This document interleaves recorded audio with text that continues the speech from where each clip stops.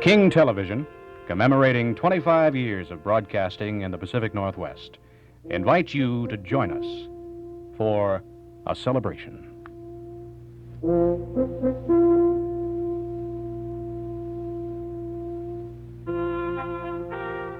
Good evening. I'm Jim Harriott. And I'm Jean Anderson. And we're here to celebrate a birthday here at the Pacific Science Center. For it was 25 years ago on this day, November the 25th of 1948, that King Television began its broadcasting in the Pacific Northwest. That first broadcast actually was out of one remote truck operating from a small transmitter tower and building on Queen Anne Avenue. It was actually a live telecast of the football game between the Seattle champion, national champion, Wenatchee, and West Seattle team. In this next hour, while we're here at the Science Center, you're going to meet Captain John Young, the commander of Apollo 16, the fifth mission of men to land on the moon. We'll also see films of that lunar landing. We'll meet Senator Magnuson and Mayor Wes Ullman, and we'll also talk to the lady who brought television to Seattle, Mrs. Dorothy Bullitt. 1948, it was the year of the Berlin airlift, the year that Truman upset Dewey at the polls. It was the year that the Brown bomber, Joe Louis, successfully defended for the 25th time his heavyweight title, flooring Jersey Joe Walcott. The nation of Israel was born. A fellow by the name of Burl was beginning to be known as Mr. Television. Ed Sullivan was pointing at various acts on Toast of the Town. There was the Lone Ranger and Hopalong Cassidy and the voice of Firestone. There weren't that many television sets in the Seattle area in those days, just a few thousand, many of them in stores and in taverns. Matter of fact, one gentleman told me a few moments ago he remembers that first telecast. He watched it on an old, round, 8-inch screen with a big magnifying glass in front of it. I can remember watching Lone Ranger for the first time, and that in my neighborhood was violence. We've come a long way. And a lot of sets are now in use. 25 years, a birthday for King Television, and what is a birthday without gifts? And as you probably know, the gift that King and NBC are going to present to the Science Center is a full-scale model of the lunar lander. This is the model used by NBC in all its live broadcasts of the Apollo missions that landed on the moon. The lunar module is going to be the gift to the Science Center from King and NBC. The module, as you remember, is the ferry for two men, the ferry that goes between the command ship and the moon. And in the case of Captain John Young, who we'll see in a minute, this is home for 3 days while he's on the moon. There it is, docked in space with the rocket. It, of course, undocks and lands on the moon, the ascent and descent stages landing on the moon's surface, and then when they lift off, the descent stage is left behind as they blast into space. It's only the size of a couple of telephone booths. We got a chance to crawl around up inside this actual mock-up, life-size mock-up of the lunar lander. It's about 23 feet tall and about 31 feet wide. And Gene, as I stepped down the ladder coming out, I was thinking to myself as I stepped onto the dish-shaped landing pod, what must it be like to actually step out onto the surface of the moon? Jim, we have a man with us who is going to be able to tell us exactly what it was like for him. Captain John Young, the commander of the Apollo 16 mission to the moon. This was the fifth manned mission to land on the moon. Captain Young, welcome to Seattle, and we're glad you could be here. Thank you. It's a great pleasure to be here. Now that the Apollo mission is over and we have put at least 6 sets of men on the moon, what do you look back on the Apollo 16 mission to see as the major accomplishment aside from man on the moon?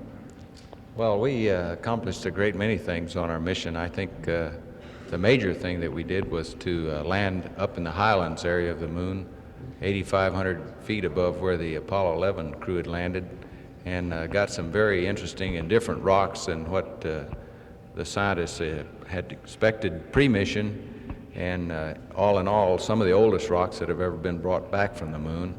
We discovered very increased magnetic fields on the lunar surface, and we found out numerous things that were very surprising to scientists. I think that was the important part of our mission.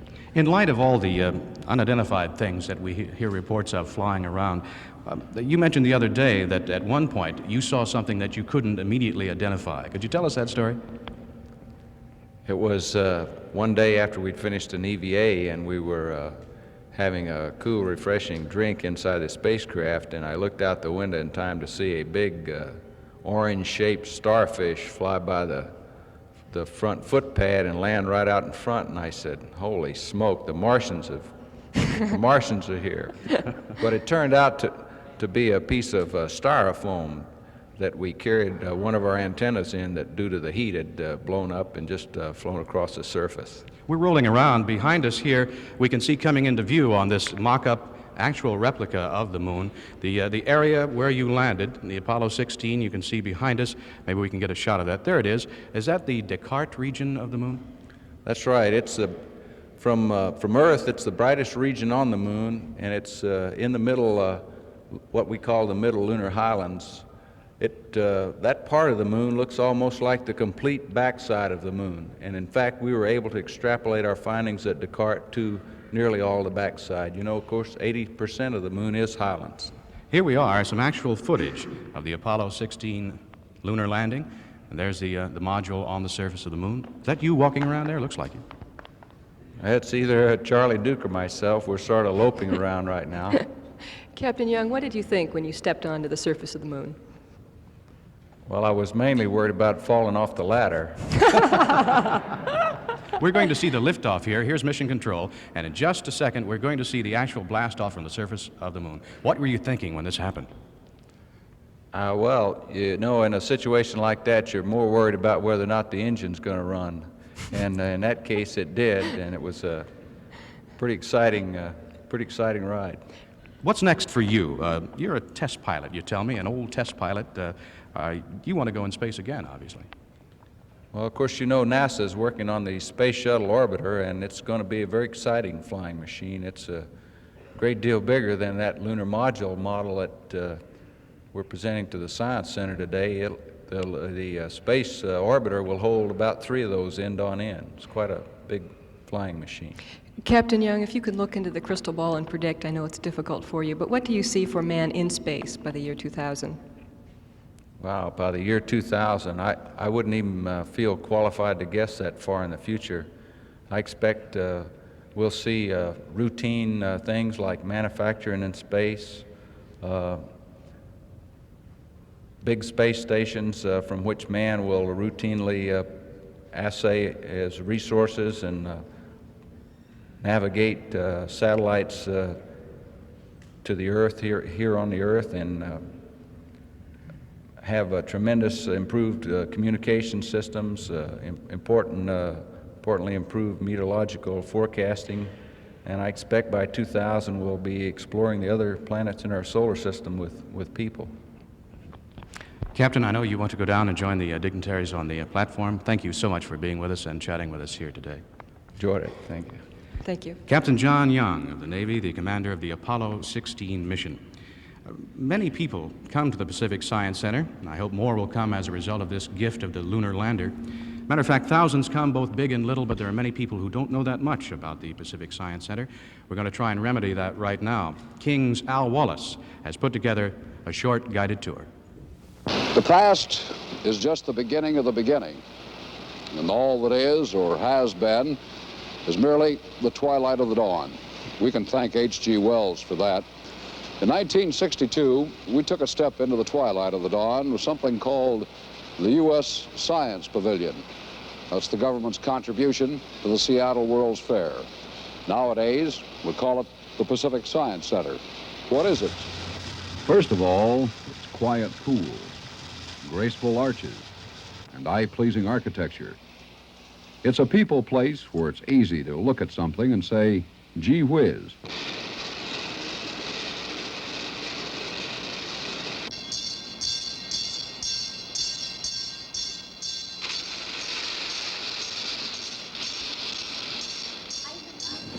It's a place where people can have a learning experience and still have fun. The whole purpose of the Science Center is to encourage understanding of what science is and can do. That's done through a variety of exhibits and displays. The Science Center is a place where people are invited to push buttons. Start brushing this up.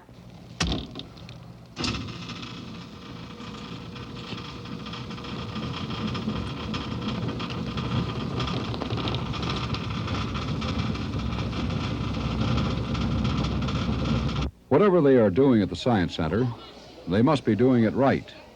In its 11 years, the facility has grown to international reputation. On the average, about 300,000 visitors tour the Science Center every year. What they see is man's past scientific history where he is at the present time, and where he might go in the future. Rendezvous with command module. Lunar module tracks from behind. Flies catch up. The Science Center has undergone change in its 11 years as it established new goals which essentially make it an educational facility. Look at the bubble.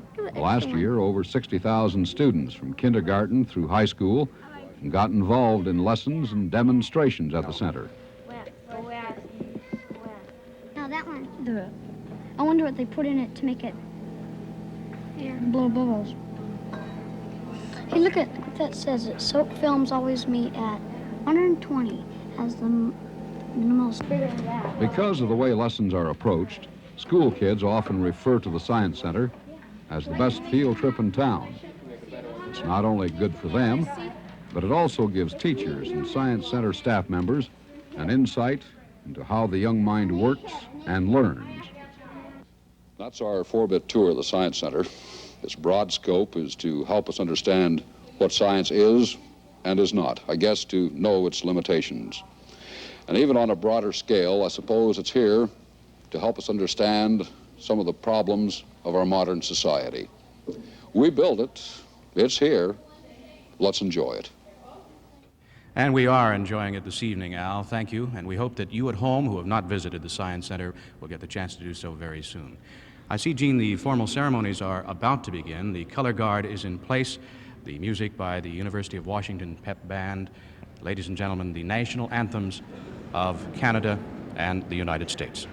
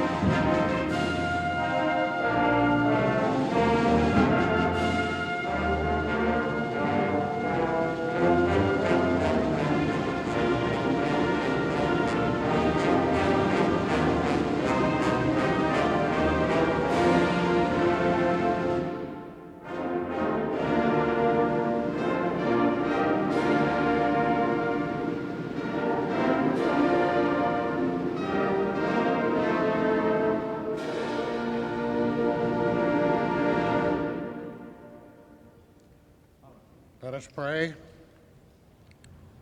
O God, on this happy occasion, we come not to celebrate the success of just another business enterprise, but to reaffirm those ideals of service which we have tried to maintain for 25 years as the KING family. Like all competitors in this highly competitive field, we enjoy using adjectives: oldest, first, largest, finest, most popular, when the ratings justify them, and sometimes maybe when they don't. So God forgive our occasional boasting and call us up to the standards of excellence which have always motivated our founder, Dorothy Bullitt, the daring of the pioneer in this little part of space, the courage to speak out, integrity of purpose, vision for the future, and above all, a deep sense of responsibility to each other and to the community which we serve. Let these continue to be our goals, O God, as we move on into an uncertain but exciting future. Amen.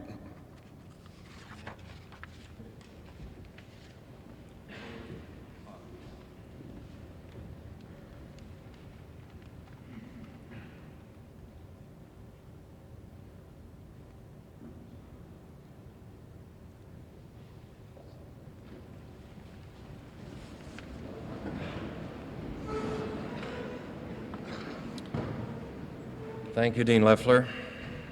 Distinguished guests, ladies and gentlemen, welcome to a celebration. I'm Eric Bremner, General Manager of King Radio and Television. It's my honor to host this part of the ceremony today, which marks the 25th anniversary of King Television and of television here in the Pacific Northwest. I want to thank all of you here at the Pacific Science Center for joining us, and I want to thank all of you at home for being with us today. I would like now to introduce to you some of those here on the platform who have joined us for this presentation, and you will hear more from some of them later. You've already met John Loeffler, Dean Emeritus, St. Mark's Cathedral. He's been on King Television for 19 years and rather proudly wears the title of Resident Chaplain, King TV, an unusual one in our business. Donald Meany, Vice President of Television News Programming, National Broadcasting Company. Don. Ansel Paine, President of the King Broadcasting Company. The Honorable Warren G. Magnuson, United States Senator. John M. Davis, President of the Pacific Science Center Foundation. Captain John Young, United States Navy, astronaut, National Aeronautics and Space Administration. Mrs. Dorothy S. Bullitt, Honorary Chairman, King Broadcasting Company Board of Directors. If I may pause for a moment, the lady who founded this company, who believed in television's future when many said it had none, who made this anniversary possible. Mr. James Backstrom, Director of the Pacific Science Center Foundation. May we have applause for that?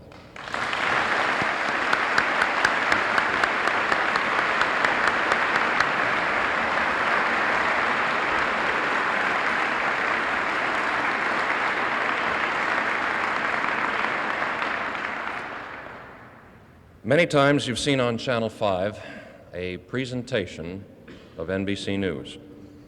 What follows here today is just as surely a presentation of NBC News. NBC and King TV have jointly served the Pacific Northwest for many years, and NBC made possible today's gift to the Pacific Science Center Foundation. It's very fitting that NBC chose to be represented today by Donald Meany, Vice President of Television News Programming. Mr. Meany is responsible for all the news transmitted on the NBC television network, with the exception of documentaries. This includes NBC Nightly News and The Today Show, together totaling 13.5 hours weekly, plus public affairs programs such as Meet the Press and religious specials.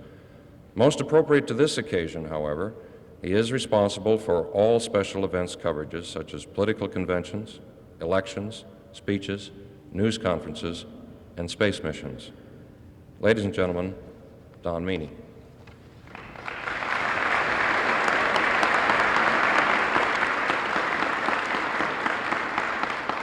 Thank you.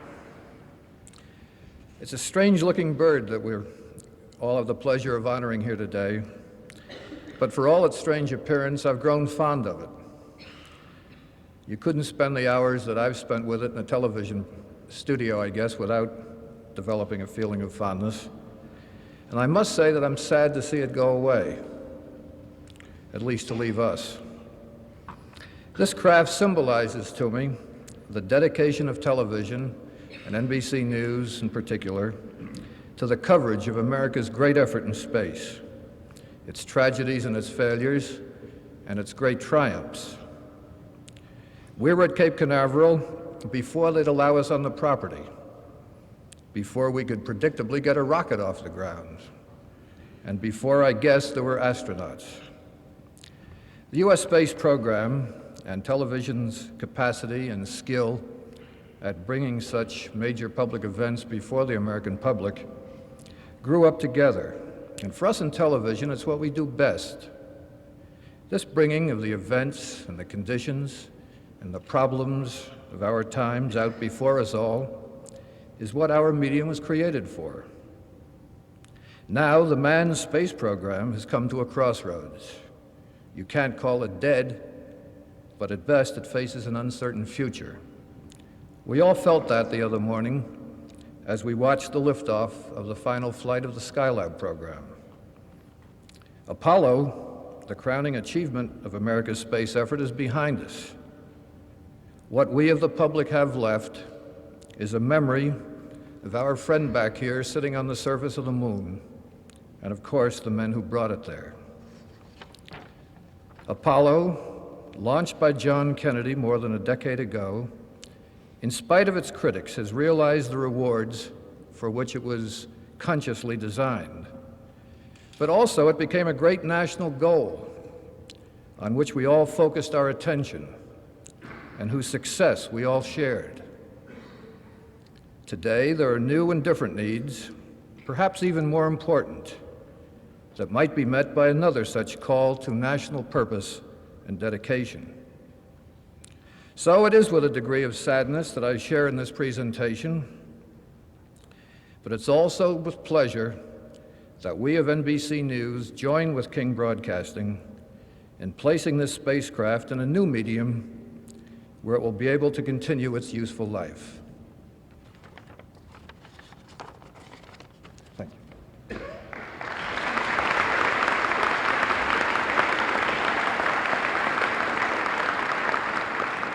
Thank you, Don, and our thanks to NBC.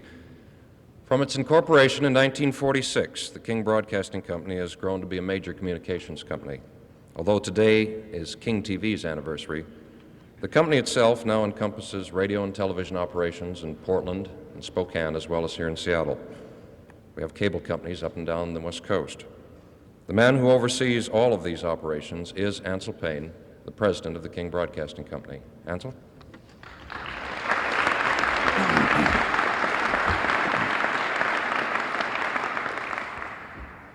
Thank you, Eric. Your program states that I will speak on 25 years of television and introduce Senator Warren Magnuson.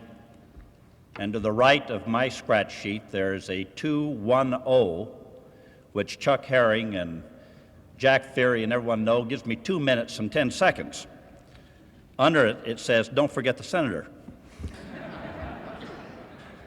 I think I will direct my attention to the senator. It is my privilege to introduce to you a statesman, a first-rate politician, a genuine human being, and a friend. Today, disillusioned and discouraged by the witless travesty of Watergate, many young people are saying they will never enter political life. They have neither the courage nor the desire to meet the challenge. Had Warren Magnuson's response to a public scandal been so negative, he would never have chosen, some 40 years ago, a political career. For then it was the Teapot Dome scandal which corrupted politics. But because he was a young man of courage and conviction, he chose to participate in rather than hide from life and its challenges. His decision was to benefit us all. 43 years in public service, 40 years in elective office, 37 years in the United States Congress, of which 28 have been in the Senate. Warren Magnuson today holds the third ranking position in the 100-member Senate. And Captain Young in the Senate, that position has a preeminence about similar to be chosen as a part of the Apollo 11 crew to make the first trip to the moon, only it's every day of the year. Chairman of the Senate Commerce Committee, ranking majority member of the Senate Committee on Appropriations, ranking majority member of the Committee on Aeronautical and Space Sciences. He serves also on a host of other subcommittees, as well as on the Select Committee on Equal Opportunity. In the year 1926, two important developments took place. First, Warren Magnuson took off for University of Washington Law School and decided to make Washington his home. That's our good fortune.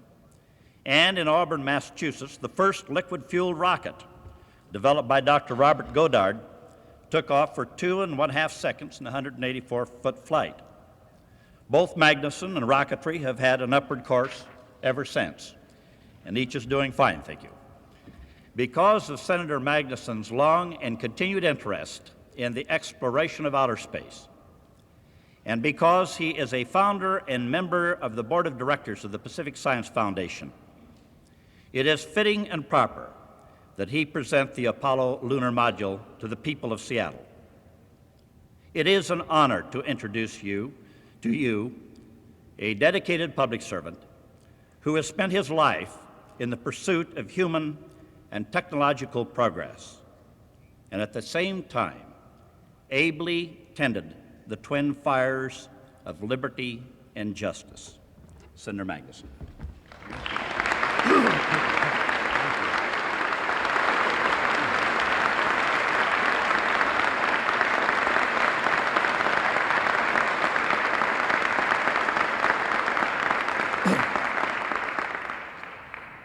Thank you, Ansel, for that very generous introduction. I'm really not that old. But I have been in legislative work for a long time. And I'm honored to be here today to be asked to participate in this important anniversary. My association with King goes back a long, long time, and with the people of King. Long before there was television. And for 25 years, however, they have been a part of the most exciting media that's ever occurred in the history of mankind. And this birthday, may I suggest to the distinguished members up here and members of the King family and ladies and gentlemen, comes at a point where so much of recent history means so much more to everyone in America than a dry message in history books. TV has made history come alive, and the future of TV is even more challenging. And how TV, Mr. Meany, handles its role is a very sensitive matter as far as the future is concerned. But I do think, because of TV and those who pioneered in it, that we are a wiser people, a stronger nation, and much better able to cope with the frustrations of the times, and surely more willing to understand and accept the views of people who may differ with us. There may be some who suggest to the networks and to the stations that they don't handle some of these matters as well as they should. There will always be critics. Oh, and there'll always be programmers that know how to program better than the people in the business. And all of us have our complaints, but overall, TV has made great progress in this country. And all you have to do is look back at TV. Dorothy Bullitt, when it first started, play one of those programs and then play one you have today, and you'll see the difference. You know, Dorothy started down in the Smith Tower. And I often wondered why she stayed in the Smith Tower. But it finally dawned on me that she stayed there because in case there was an earthquake in Seattle, she would have news on the spot.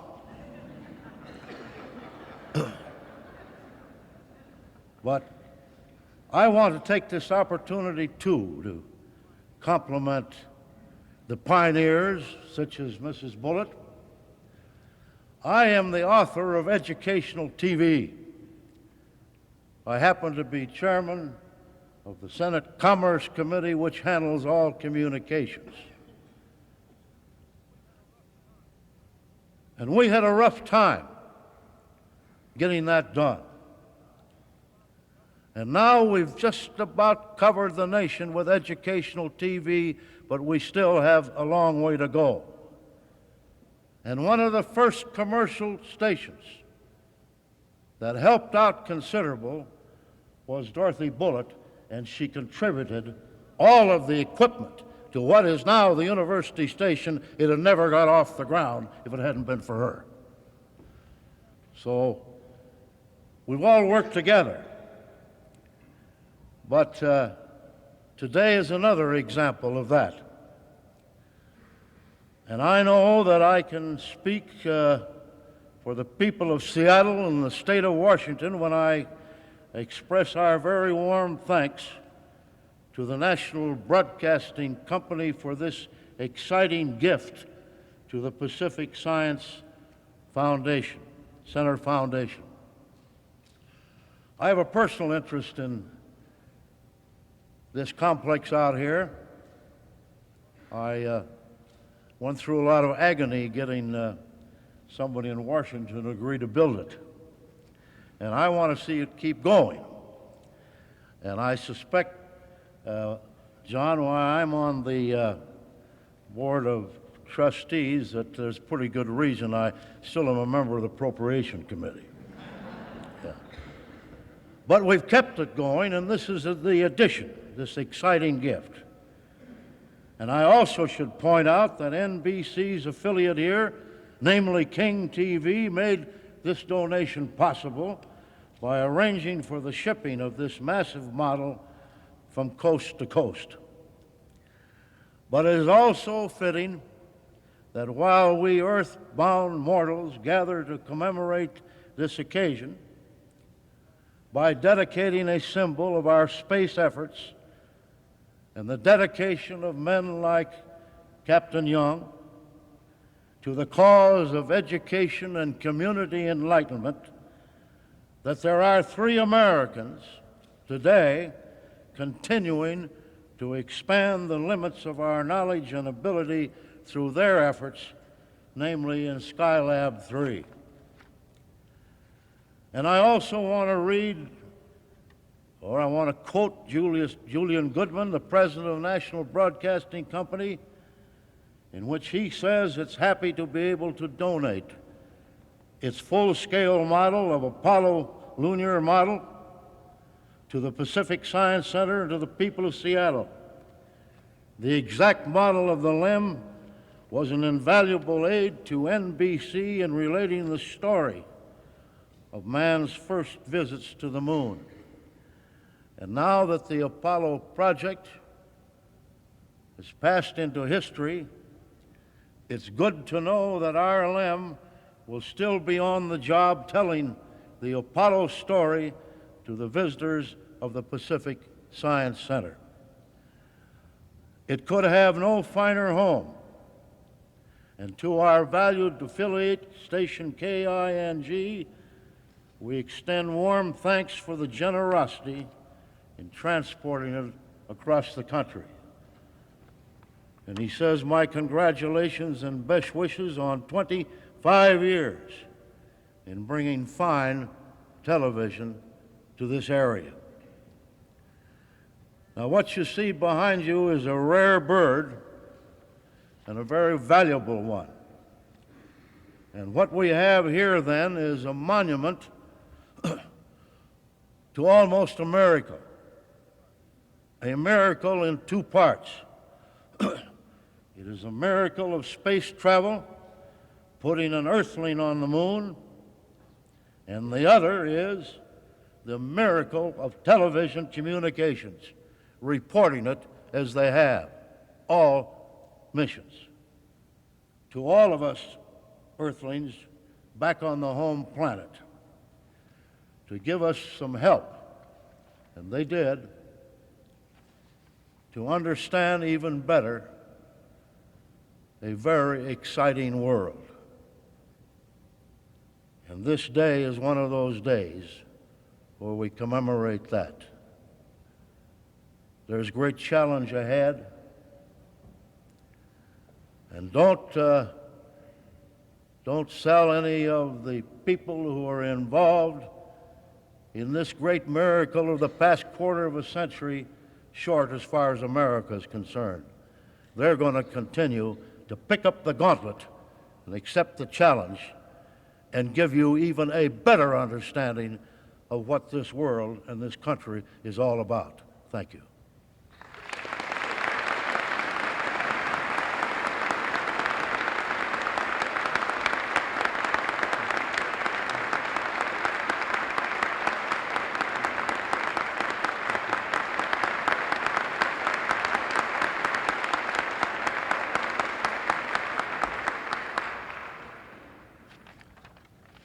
Senator Magnuson, and honored guests. This is a happy occasion for the Pacific Science Center. It gives us great pleasure to accept from you, Senator Magnuson, the presentation of this lunar module, which you have presented on behalf of the National Broadcasting Company and King TV on the occasion of the celebration by King TV of its 25th anniversary in television broadcasting. We accept this gift for the entire constituency of the Pacific Science Center, namely our many thousands of individual and family members, our director, Mr. Jim Backstrom, and his entire staff, our Board of Trustees and officers, our many, many interested individual and business donors who donate each year to help keep us going, the teachers and students from more than 70 school districts in this state who use the Science Center for instructional and educational purposes, the members of the public generally who from time to time visit our exhibits at the center, and the public bodies which support us, including the local school districts, the intermediate school districts, King County, the City of Seattle, and the State of Washington and its Superintendent of Public Instruction.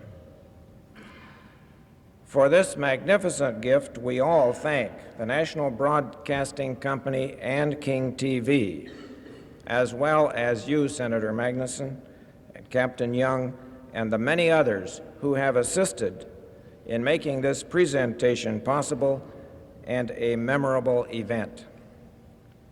We assure all of you that we will make good use of the module as a key attraction among our exhibits in this astrospace building, where it will be of great value in the carrying out of our purpose to promote greater public understanding and appreciation of science. We all thank you very much.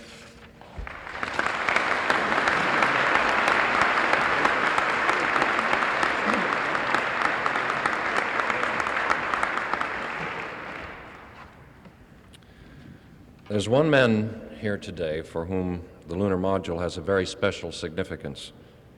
The rest of us can only try to imagine it. It took him to the surface of the moon and made possible his return. I speak of Captain John W. Young, spacecraft commander of Apollo 16, April 16 through 27, 1972, the fifth manned lunar landing mission. Captain Young and his lovely wife Susie journeyed from Houston to be with us today. That's a long trip, yet compare it with some of John Young's other travels since he joined the NASA astronaut program in 1962. He flew with Gus Grissom on the first manned Gemini flight, 3 orbits around the Earth in 1965. He rocketed to 475 miles above the Earth on Gemini 10 in 1966. With Thomas Stafford and Eugene Cernan, he orbited the moon on Apollo 10 in 1969.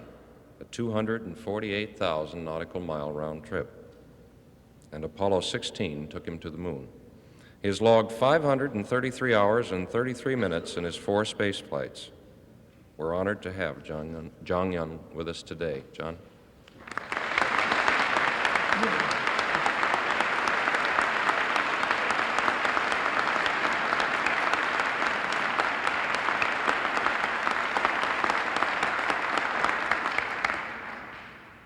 It's a very great pleasure for me to be here today. What I'd like to do is to tell you something about that funny-looking machine that you see sitting just behind each one of us. It's quite something, and it was my home away from home for a good period of time, so I feel I know it pretty well. I'd like to tell you what it does. We call it the lunar module. Offhand, we call it the LEM.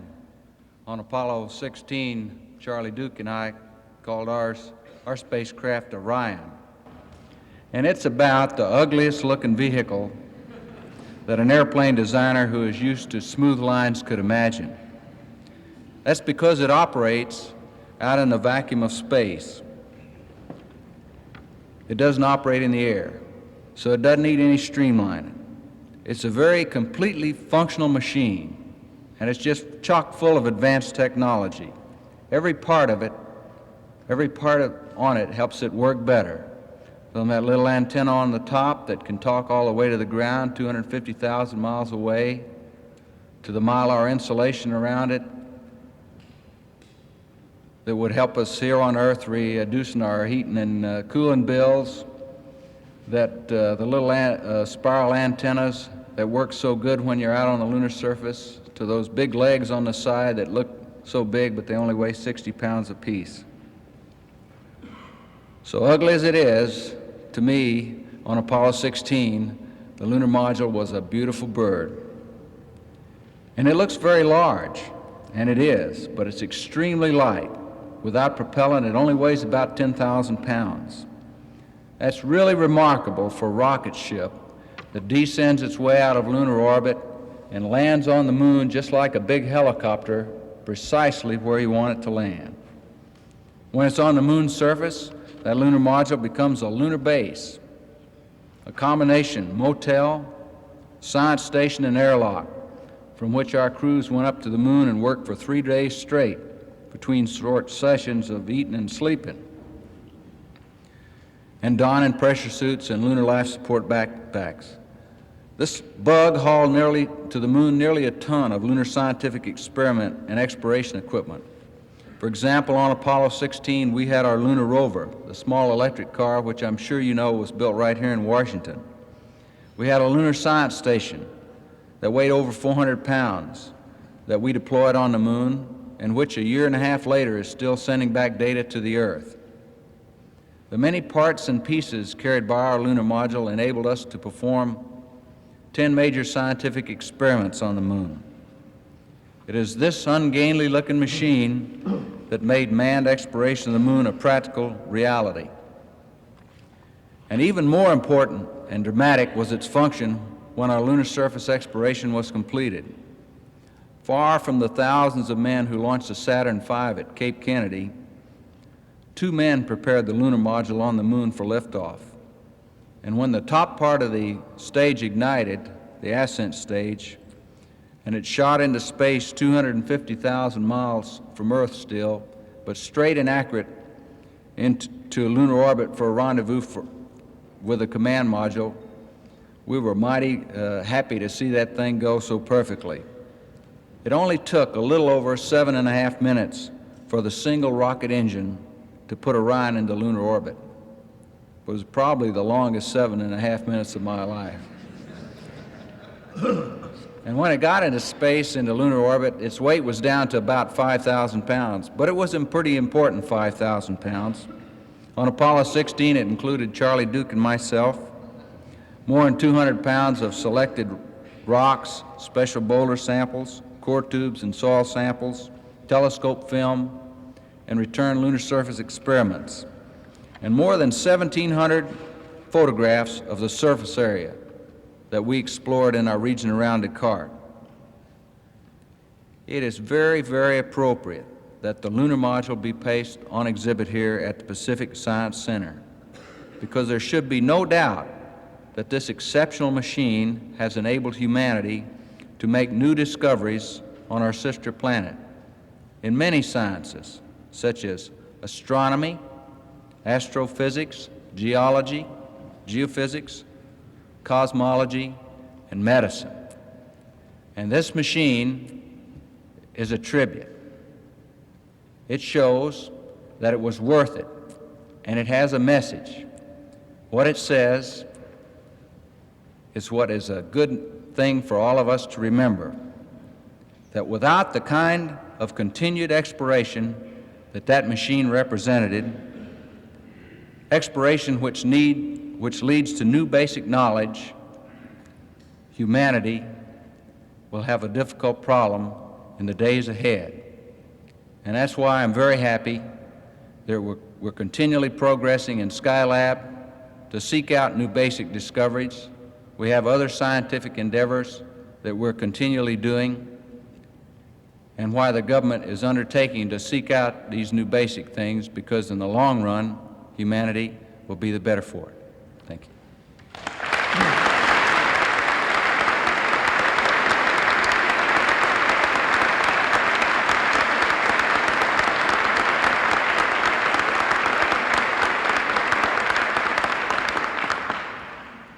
Thank you, Captain Young.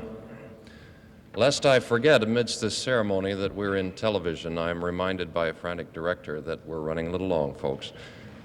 And at this point, what's most convenient to cut are my remarks, which is all right, because all I wanted to say was thank you to a lot of people. Thank those who founded this television station. Thank those who developed it, who built on that foundation. Thank the viewers who have supported us for now 25 years. And this hour's only commercial. Thank the advertisers who have made that which we do possible. My personal thanks to a crew of hardworking people from the Science Center and from King TV who have made this event possible. Thanks to all that I've mentioned, to Senator Magnuson, Captain Young, NBC, the Pacific Science Center Foundation, and to all of you for this celebration.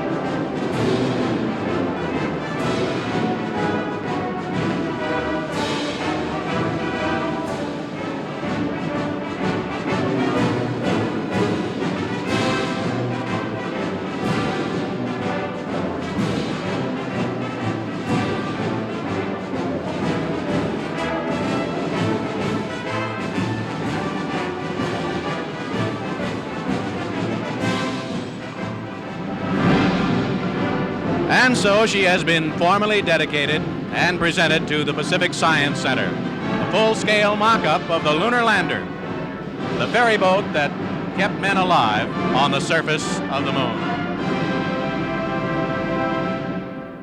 You know, Gene, I must tell you a story about Captain John Young. He's a serious man, a dedicated man, an astronaut, but there's the whimsical side, too.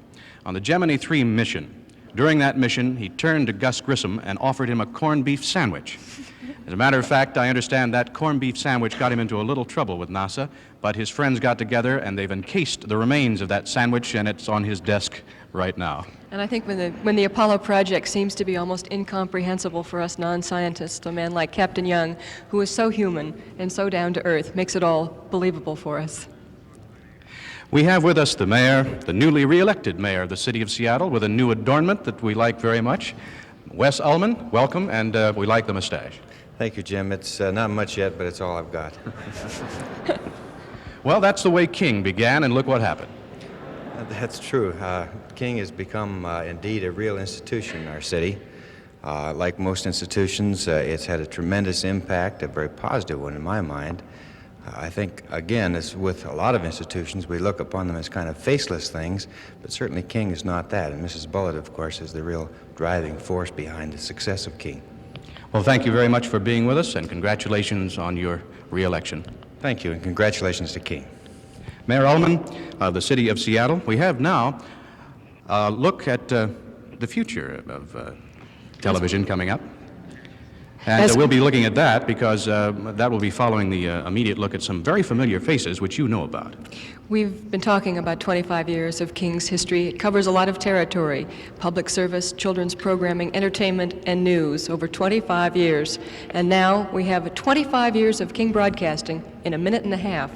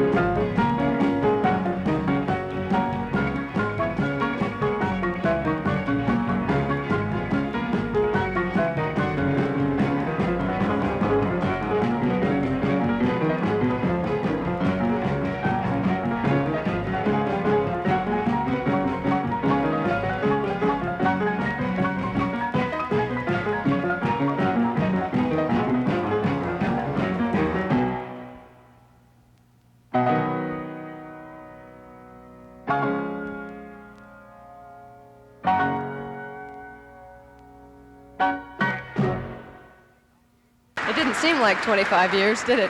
I didn't think they could do it that fast. Saw some familiar faces. Now we have with us a woman who made the beginning of television in Seattle possible, and one of the most respected women in broadcasting today, Mrs. Dorothy Bullitt. I'm glad you could be with us, and please accept a token of our appreciation for all you've done for us. Thank you so much. Mrs. Bullitt, does it seem like 25 years? No, it doesn't. 25 years ago, I don't think I knew the difference between a decibel and a documentary. But a lot's happened in 25 years, and I'm glad to have the opportunity to thank all the ones who really made the station what it is. And without Fred Stimson and Henry Owen, there wouldn't have been a station.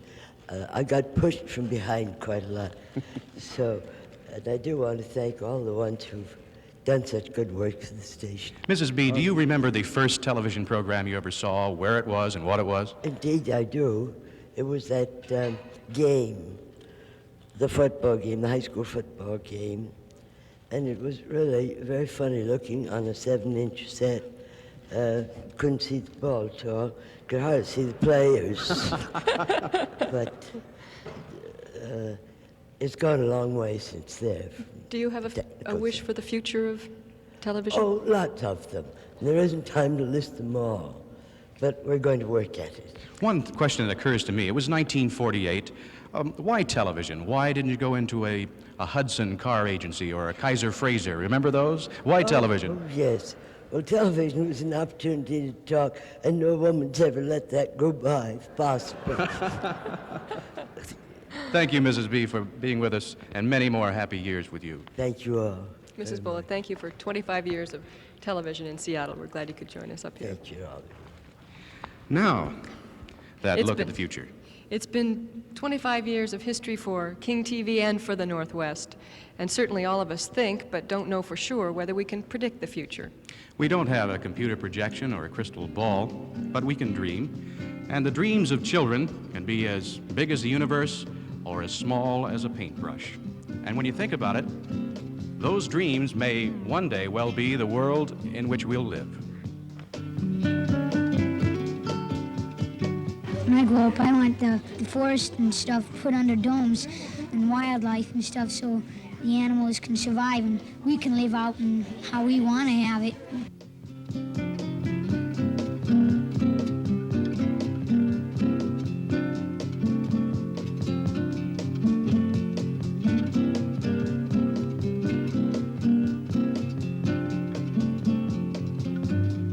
One thing I wish I could live in an automatic house because in the morning then you won't have to get out of bed. You just push a button, you go through, and you come out with whatever clothes you want to wear or something like that without you have to get out of bed.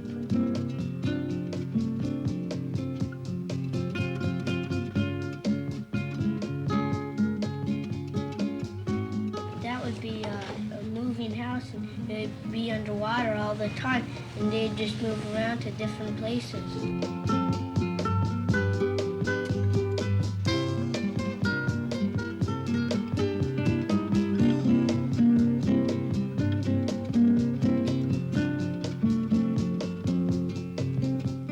Imagine having these weird shoes. You push a button on your shoe and you shoot 50 feet in the air.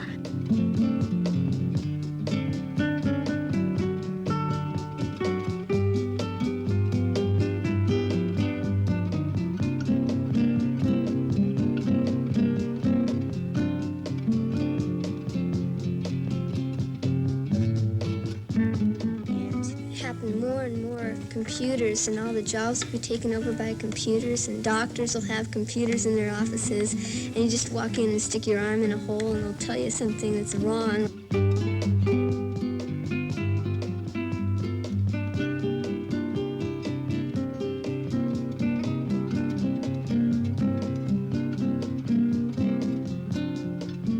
If you wanted a job in some big company where they need people to push the buttons to make things do, you could get that kind of a job, but you'd get sore fingers.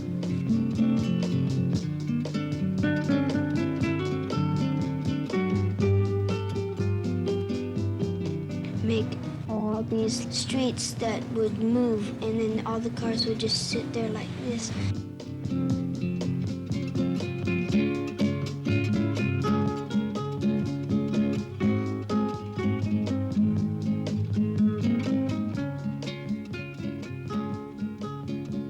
If people started bartering, like if they made the dollar worth more and put prices down, then you could buy more with like $1, like they used to do in the old days. I think in the future the television will be anything you need it to be. In the future, I want to be something important, something that could tell people the thoughts that I think that the world needs, the things that the world should do or shouldn't really do. I think I can't change the future because it's so big.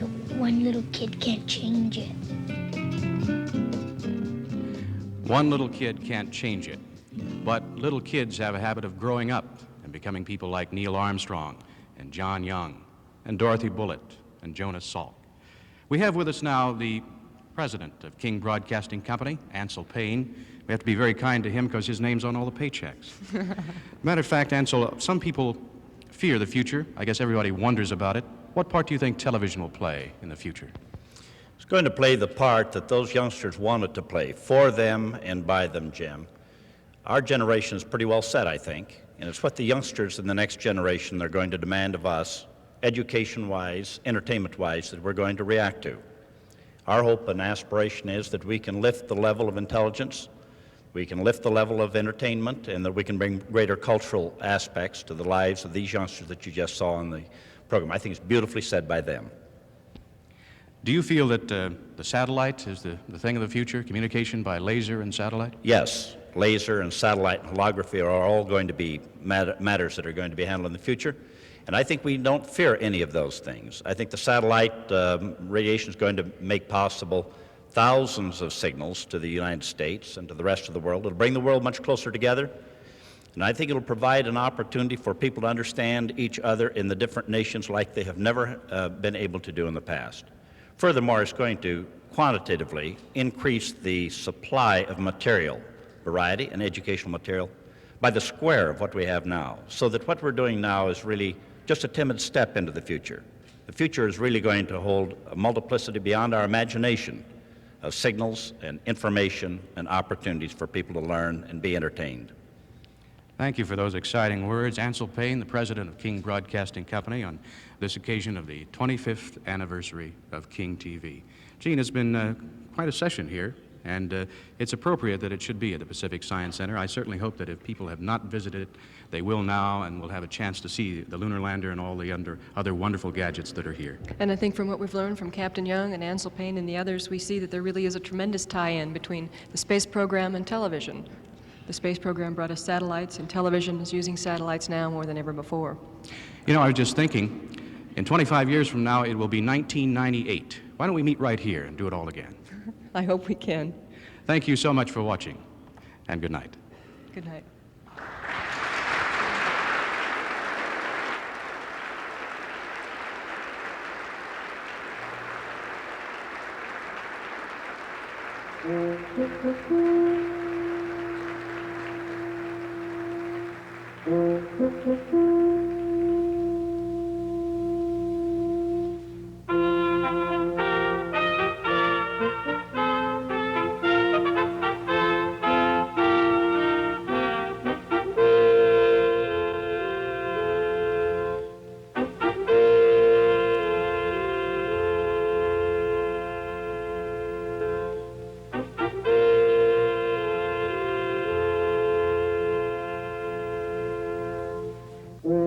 Thank you.